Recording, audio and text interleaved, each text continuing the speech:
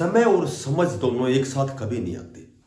जब हमारे पास समय होता है तो समझ नहीं होती, और जब हम समझदार होते हैं तो समय निकल जाता है। समय को यूटिलाइज करें, समय को, टाइम को मैनेज करें, समय का सदुपयोग करें, यही सफलता का मूल मंत्र है। मंजिलें यूं ही नहीं मिलती राही को, जुनून सा दिल में जगाना पड़ता है। और जब पूछा चिड़िया से घोंसला कैसे बनता है, तो वह बोली तिनका तिनका उठाना पड़ता है। आज हमारी रेलवे ऑल एग्जाम की 5वीं क्लास है, मेंसुरेशन का टॉपिक है। अब हम जितनी भी चतुर्भुज हैं उनका अध्ययन करेंगे। इसमें वर्ग, आयत, समचतुर्भुज, समांतर चतुर्भुज, और एक वो होती है ट्रेपीजियम होती है, समलंब चतुर्भुज, ठीक है, समानांतर चतुर्भुज, उनका 5 का अध्ययन करेंगे। आज सबसे पहले हम पढ़ेंगे वर्ग। देखो, वर्ग, चूंकि वर्ग में 2 ही भुजाएं होती हैं, लंबाई और चौड़ाई, बट हम सुविधा के लिए क्या कहते हैं, इसकी 4 भुजाएं। चतुर्भुज में चूंकि 4 ही भुजाएं हैं, लेकिन लंबाई और चौड़ाई ये चारों आपस में बराबर होती हैं। जिसकी केवल 2 भुजाएं हैं, लंबाई और चौड़ाई, हम उसको 2 डायमेंशनल बोलते हैं। 2 विमाओं वाली जो आकृति है, उनका जो क्षेत्रफल होता है ये हमेशा लंबाई गुणा चौड़ाई होता है। क्योंकि इसकी चारों भुजाएं बराबर हैं, हम ए से रिप्रेजेंट करते हैं, ठीक है। तो लंबाई भी ए है, चौड़ाई भी ए है, इसलिए हम इसका वर्ग का जो क्षेत्रफल है ये वर्ग है, स्क्वायर है, ठीक है। तो जो स्क्वायर है, स्क्वायर का जो एरिया है वो ए स्क्वायर होता है। परिमाप, चूंकि 4 भुजाएं हैं, परिमाप सभी भुजाओं का योग, तो इसका परिमाप हो गया 4a।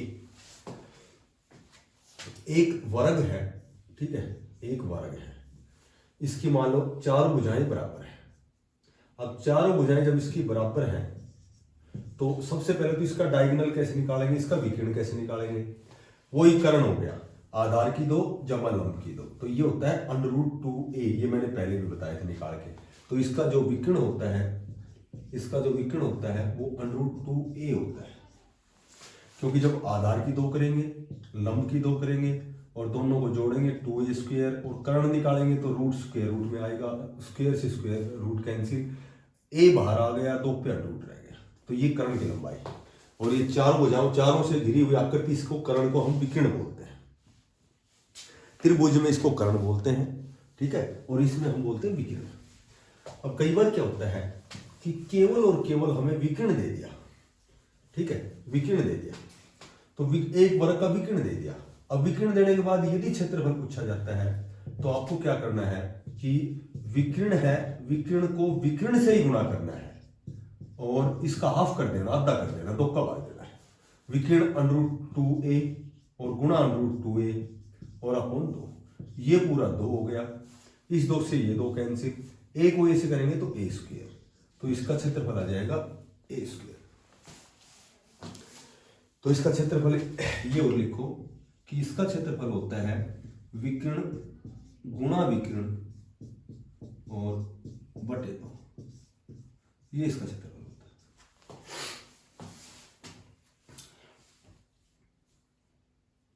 है। अच्छा, मैं कहूं कि इसका विकर्ण दिया गया है 20 सेंटीमीटर, ठीक है, तो मैं कहूं कि इसकी भुजा की लंबाई बताओ। तो जब विकर्ण दिया गया है तो इसकी जो भुजा है, साइड है, वो एक तो सिंपल से तरीके में ऐसे निकाल सकते हो कि विकर्ण का आधा करके √2 लगा दो बस।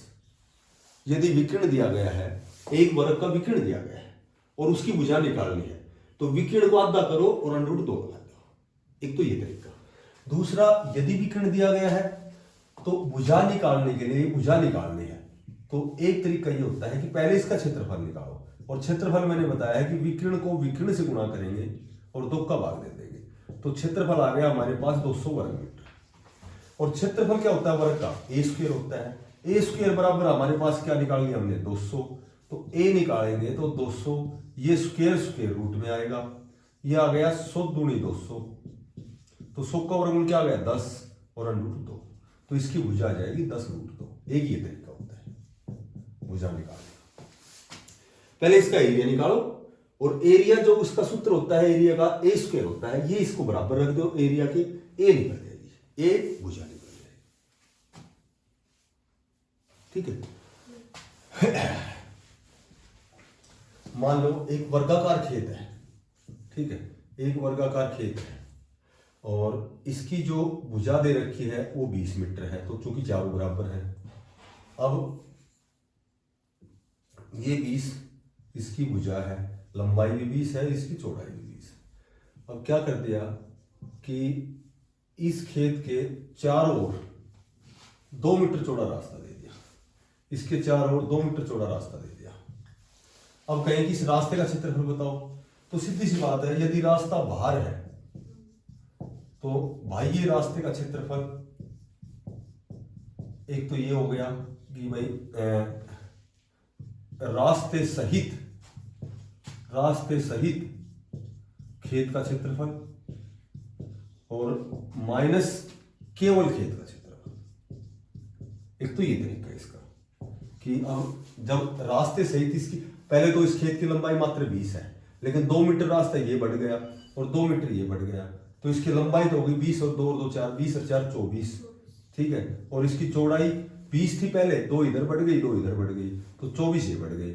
तो ये तो रास्ता सहित खेत का क्षेत्रफल हो गया। केवल खेत का क्षेत्रफल लंबाई और चौड़ाई इसकी 20 है। जब रास्ते सहित में, पूरे रास्ते सहित में केवल खेत का घटाएंगे तो जो बीच का बच गया ना, ये केवल रास्ते का 24 का वर्ग होगा 576 और इसमें से 400 घटा देंगे तो इसका क्षेत्रफल आ गया रास्ते का 176 वर्ग मीटर। एक तो ये तरीका है इसका, ठीक है। और एक दूसरा तरीका होता है कि भाई ये रास्ते का क्षेत्रफल 4x होगी रास्ते की चौड़ाई, 4x इंटू ए प्लस एक्स। ए तो भुजा बराबर ही है सभी, ठीक है। x क्या होगा, x होगा रास्ते की चौड़ाई, s हो गया रास्ते की चौड़ाई। देखो रास्ते की चौड़ाई 2 मीटर है, तो 4 दूनी 8 और a कितनी भुजा 20, 20 और 2 22, 22 8 वो 176 वर्ग मीटर है। तो रास्ता अंदर होता, इस खेत के अंदर होता तो 4x तो एज इट इज रह जाता, a माइनस एक्स हो जाता, अंदर होता था। या तो ये तरीका बेस्ट है, या फिर यदि ये सूत्र याद रह जाता है तो ये बेस्ट है, फिर इसमें ज्यादा गुणा गाना करने की आवश्यकता नहीं होती। ये बहुत जरूरी बात है।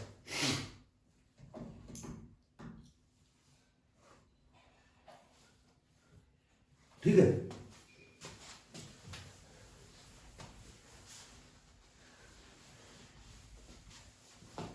एक क्वेश्चन दे रखे हैं, 2 वर्गाकार खेत है,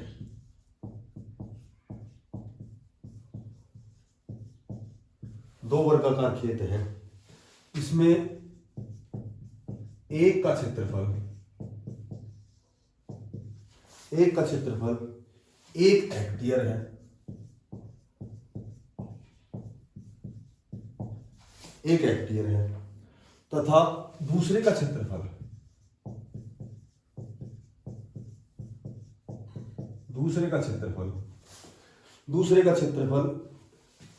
पहले से 1% अधिक है।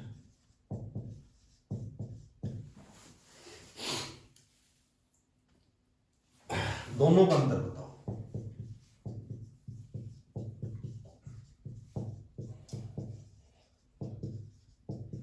अब सुनो,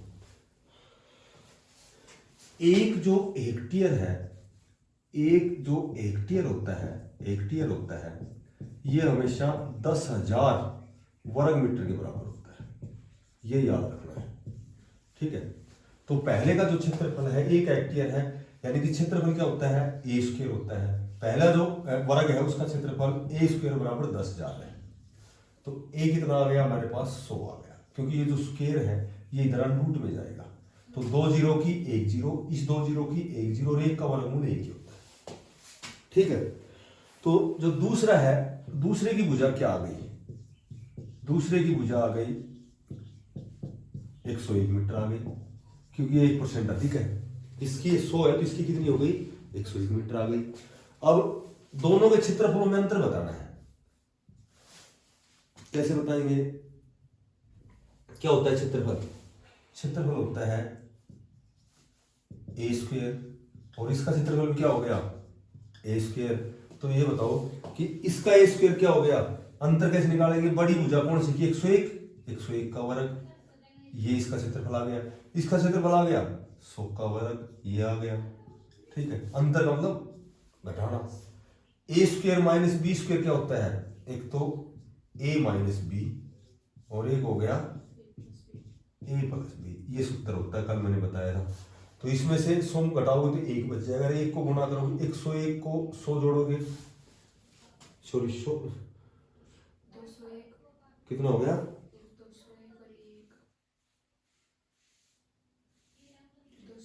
201 हो गया। ठीक है, तो ये आ जाएगा, इन दोनों का अंतर आ जाएगा 201 वर्ग मीटर आ जाएगा।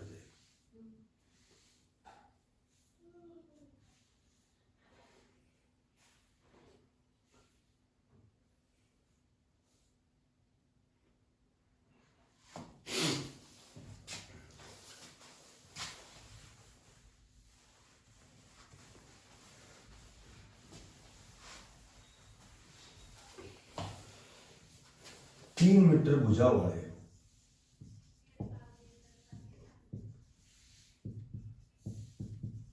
3 मीटर भुजा वाले वर्गाकार फर्श पर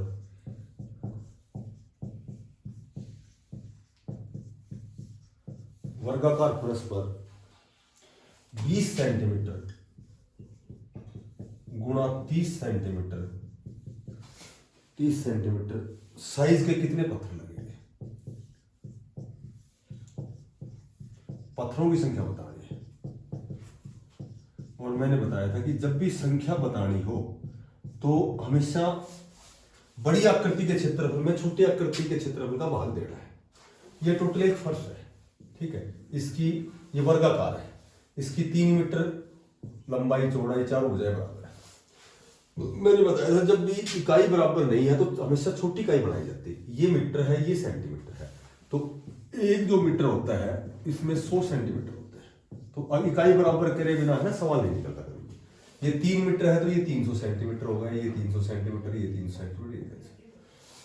जब इस वर्गाकार फर्श में ये पत्थर लगाने हैं और एक पत्थर का आकार है ये 20 सेंटीमीटर लंबा है, 30 सेंटीमीटर चौड़ा है, तो इसमें ऐसे कितने पत्थर लगेंगे। तो जब भी संख्या निकालनी हो तो जो बड़ी आकृति है उसका क्षेत्रफल, यानी कि जो फर्श का क्षेत्रफल है, इसमें जो एक पत्थर है इस पत्थर के क्षेत्रफल का भाग देना होता है। तो फर्श का क्षेत्रफल हो गया, वर्गाकार है तो ए स्क्वायर हो गया, लंबाई चौड़ाई, ठीक है। एक पत्थर का क्षेत्रफल ये आयताकार है, ये क्या हो गया 30 हो गया, तो 2 जीरो ये कैंसिल कर दो, 3 से 3 काट दो, टोटल 150। इसमें 150 पत्थर लगे, ठीक है।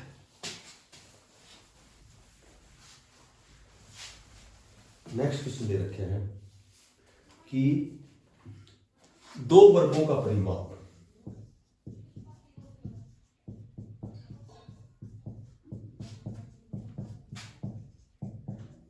दो वर्गों का परिमाप 24 सेंटीमीटर और 32 सेंटीमीटर है। 24 सेंटीमीटर और 32 सेंटीमीटर है, ठीक है। अब क्या करना है कि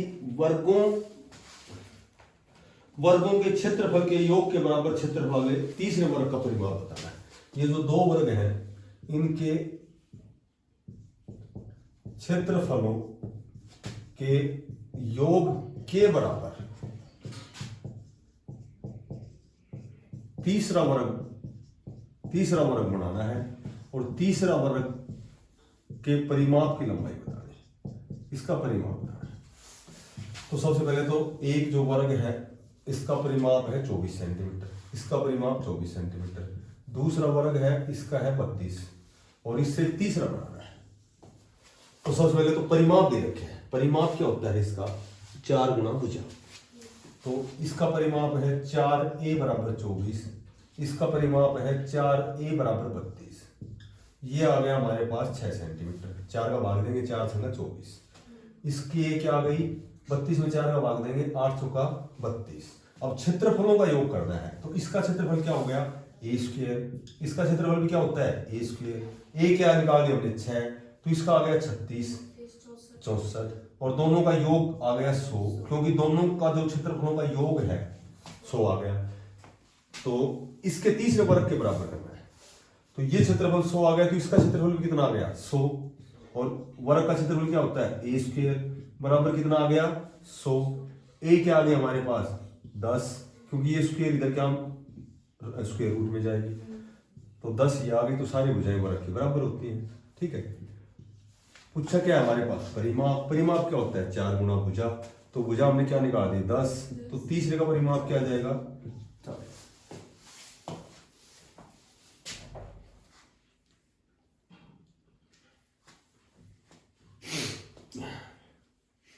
ठीक है,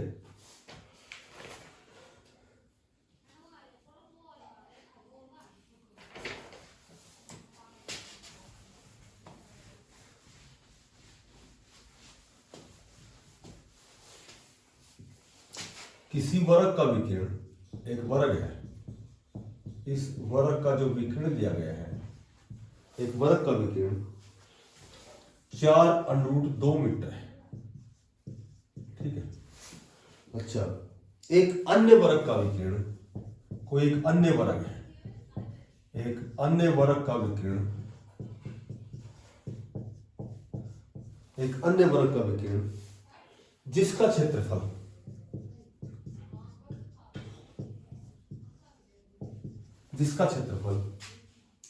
पहले वर्ग के क्षेत्रफल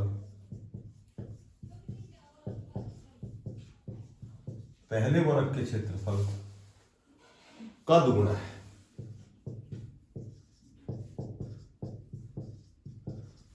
अच्छा अब ये कह रहा है कि जो अन्य वर्ग है उसका विकिरण बताना है, उसका जो दूसरा दुगुना है उसका विकिरण बताना है।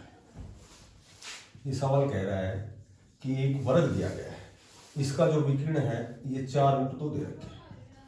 अब ये विकिरण है, एक अन्य वर्ग का विकिरण एक दूसरा वर्ग है उसका विकिरण बताना है, ये बताना है। पर इसकी कंडीशन ये है कि इसका जो एरिया है वो इसका एरिया से दुगुना है। अच्छा यदि विकिरण दिया गया है तो क्षेत्रफल कैसे निकालेंगे, विकिरण को विकिरण से गुणा करके 2 का भाग देंगे। पहले तो इसका क्षेत्रफल निकालो, इसका क्षेत्रफल कैसे निकालेंगे कि विकिरण को और विकिरण से गुणा करना है और 2 का भाग देना है। ये तो पूरा 2 कैंसिल हो गया, क्योंकि √2 से गुणा करेंगे 2 आएगा, 4 चौका 16, इसका क्षेत्रफल 16 वर्ग मीटर आ गया। इसका जो क्षेत्रफल है इससे दुगुना है, तो इसका क्षेत्रफल क्या आ गया, इसका क्षेत्रफल आ गया ये 16 है तो ये दुगुना है, तो इसका कितना आ गया 32। क्षेत्रफल का सूत्र क्या होता है ए स्क्वायर बराबर 32। ए कैसे निकालेंगे,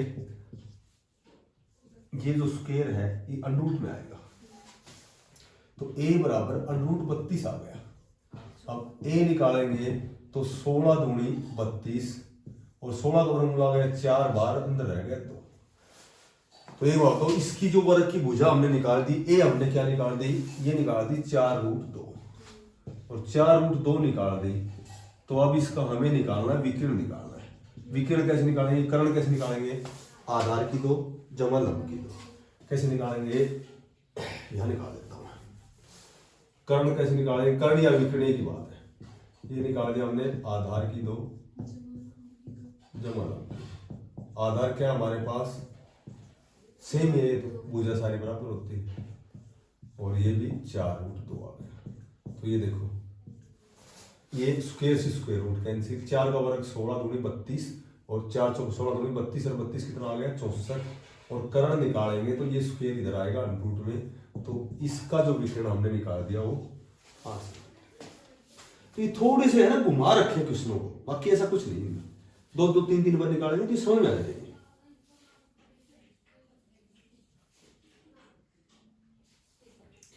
एक इसका लास्ट क्वेश्चन है इस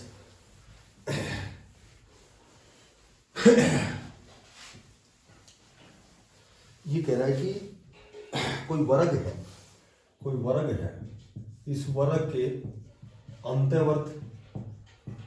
अंतर्वर्त और परिवर्त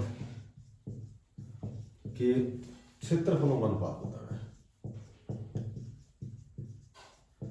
कुछ नहीं दे रखा, कोई वर्ग है, ठीक है, एक तो वर्ग का अंतर्वर्त और एक परिवर्त, इसका क्षेत्रफल का अनुपात। जैसे मान लो वर्ग की भुजा हमने ए मान ली, ठीक है, और इसमें अंतर्वर्त का मतलब अंदर एक वर्त खींच दिया, इनके सिरों को छूता हुआ, ये तो अंतर्वर्त हो गया, और ये परिवर्त हो गया, ये परिवर्त।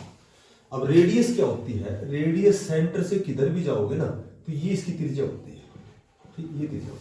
तो इस वर्त की त्रिज्या सेंटर में से और कहीं चले जाओ, चाहे यहां चले जाओ, चाहे इधर चले जाओ, चाहे इधर चले जाओ, चाहे इधर चले जाओ, ये सारी रेडियस बराबर होती है इसकी, सेंटर से होना चाहिए। वो पूरा तो व्यास हो गया तो त्रिज्या आती होती है।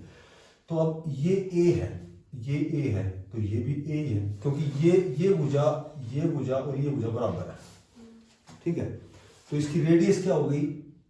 a/2 हो गई, क्योंकि ये पूरा तो व्यास हो गया, ठीक है। तो अंतर्वर्त की जो रेडियस त्रिज्या हो गई वो a² हो गई। इसमें रेडियस कैसे निकालेंगे? इसमें ये तो पूरा हो गया व्यास, जैसे मान लीजिए ये भुजा ए है, ये भी ए है, ये भी ए है, ये भी ए है और ये भी ए है। अच्छा, ये पूरा व्यास हो गया, और त्रिज्या व्यास क्या होती है? तो ये विकिरण कैसे निकालेंगे? एक वर्ग का विकिरण, ये आधार हो गया ए, ये लंब हो गया ए, तो ये कर्ण कैसे निकालेंगे? a√√2, ये क्योंकि रेडियस जो होती है पूरा व्यास की आधी होती है, तो इसकी रेडियस क्या हो गई? पूरा व्यास तो a√2 हो गया, और रेडियस आधी होती है तो ये /2 कर दिया। इस 2 को 2 भागों में लिखेंगे, √2 गुणा √2, √2 से √2 कट गया, तो रेडियस आ गई इसकी a/√2 आ गई। तो एक परिवर्त की जो त्रिज्या है वो तो a/√2 आ गई, अंतर्वर्त की जो त्रिज्या a/2 आ गई। और अब हमें क्षेत्रफलों का अनुपात बताना है। तो वर्त का क्षेत्रफल होता है πr², और ये भी होता है πr²। पाई से पाई कैंसिल कर दो, ठीक है। r इसकी r है a/2, a/2 2 पर है, और इसकी r है a/√2, तो a/√2 को भी 2 पर कर दो, ठीक है। तो ये a²/4, और ये a²/√2 को √2 से करेंगे तो पूरा 2, 1 ही 2 से 1 ही 2 कैंसिल, 1/4 मेरे 1/2 में जब अनुपात करेंगे तो 4 एलसीएम, तो ये 1:2 होता है, अनुपात का लघुत्तम कैंसिल हो जाता है। तो अंतर्वर्त और परिवर्त के क्षेत्रफलों का अनुपात 1:2, या तो याद रख लो 1:2 होता है, ये इसका निकालना सीख, ठीक है। ये वर्क का टॉपिक कंप्लीट। और कंप्लीट तो कोई चीज नहीं होती, कंप्लीट तो तुम करोगे, तो प्रैक्टिस करोगे, क्वेश्चन निकालोगे, जब होता है कंप्लीट।